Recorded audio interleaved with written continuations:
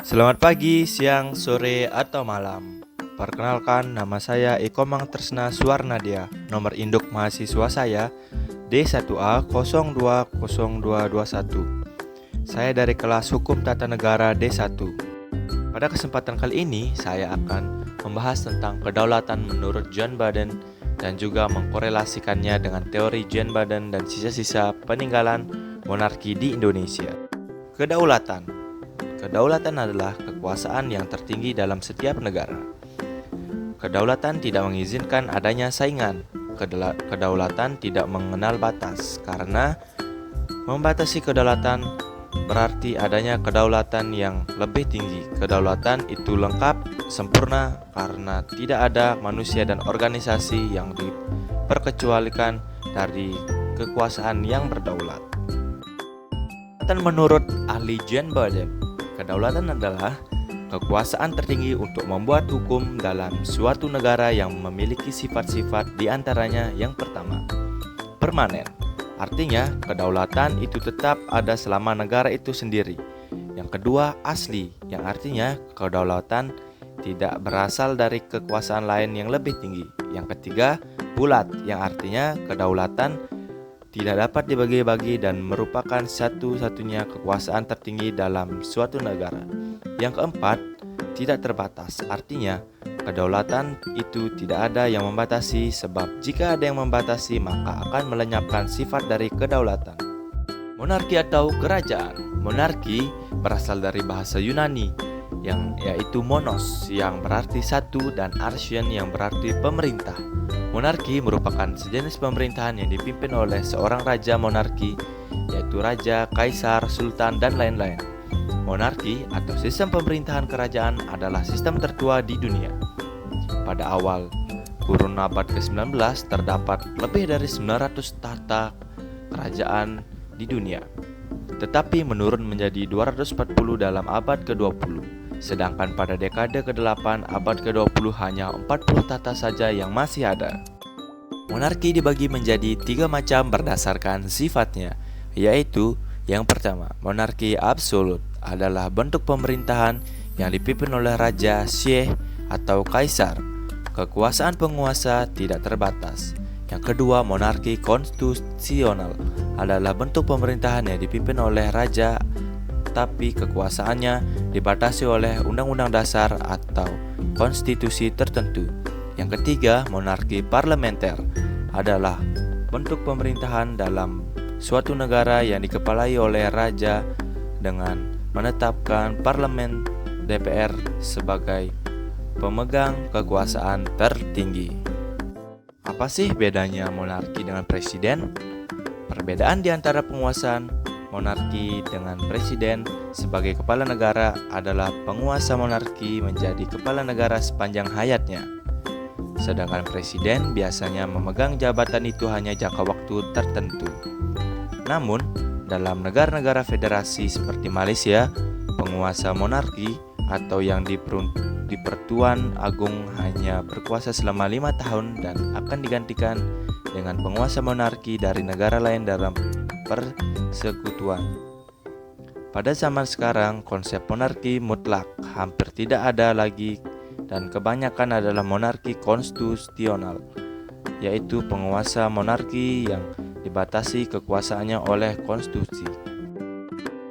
Jadi, sebelum Indonesia merdeka, Indonesia memiliki kerajaan-kerajaan besar di Nusantara. Di setiap daerah di Nusantara memiliki kerajaan-kerajaan yang mengatur pemerintahnya pada masa itu yang dipimpin oleh raja atau sultan. Namun setelah Indonesia merdeka pada tahun 1945, sisa-sisa monarki di Indonesia masih ada namun tidak berdaulat lagi. Kesultanan Delhi. Kesultanan Delhi adalah sebuah kesultanan Melayu yang didirikan pada tahun 1632 oleh Tuanku Panglima Gocah Pahlawan di wilayah bernama Tanah Delhi, yang kini menjadi kota Medan dan Kabupaten Deli Serdang, Indonesia. Keraton Yogyakarta. Keraton Yogyakarta mulai didirikan oleh Sultan Hamengkubuwono I beberapa bulan pasca perjanjian Giyanti pada tahun 1755. Lokasi keraton ini konon adalah bekas sebuah pesanggrahan yang bernama Garjitawati.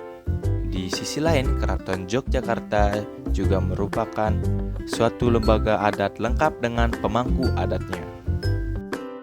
Kasunan Surakarta. Kasunan Surakarta Hadiningrat berdiri setelah konflik panjang yang terjadi di Kesultanan Mataram Islam.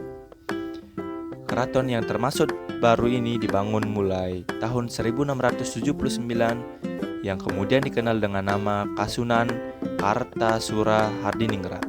Kasunan ini terus melahirkan penerus tahta hingga Pakukubono II tahun 1726 sampai dengan 1749.